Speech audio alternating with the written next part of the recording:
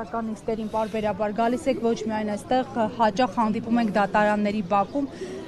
ի վերջո հաշվի առնելով դատարանի որոշումը մեղավոր ճանաչելու, այսօր կոնկրետ պատժի տեսակի ու պատժաչափի վերաբերյալ որևէ ակնկալիք ունեք,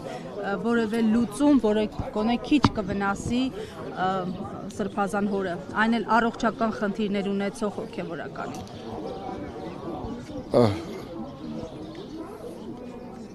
Ակնկալիք ես չունեմ, բայց մի բան կարող եմ ասել, որ եթե մինչ այս բոլորս հետևել ենք, գիտակցել ենք, քննադատել ենք եւ ի գիտություն երբեք չենք ընդունել Հայաստանի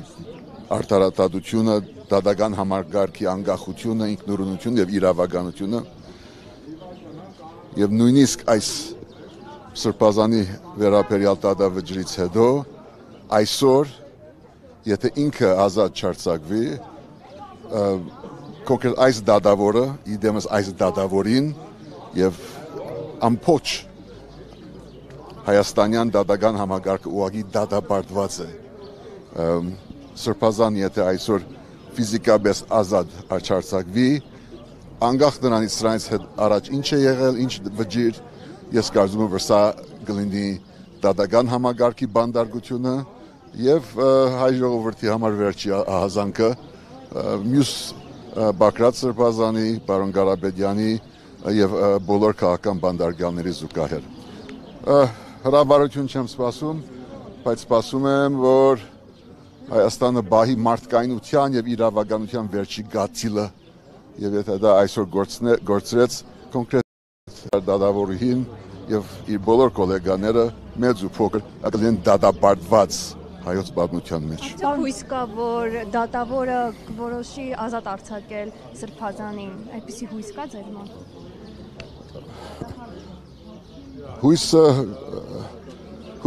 Հույս երբեք չենք կդրում։ Մեր ժողովուրդը, մեր պետությունը եւ ազգը բոլոր եղանակներում, բոլոր պայմաններում պիտի հույս չգդրի եւ բայկարի շարունակի ակնկալեր վաղը նորից կհանդիպենք այստեղ դատարանի բակում, դատարանների մեջ, այլ միջավայրում, բայց այդ բայկարի մի հանգրվաններից մեկն է, իր անունը Միքայել Սրբազան է,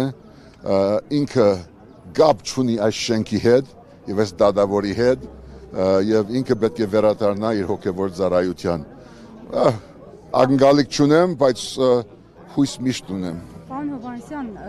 պայքարի հանգրվաններից մյուսն էլ փաստորեն այսօր եք հայտարարել, ժառանգությունը հայտարարել է վաղաշաբաթի քաղաքապետի ընտրությունների մասնակցության մասին, սրանով ուզում եք փոխել իրավիճակ, ինչ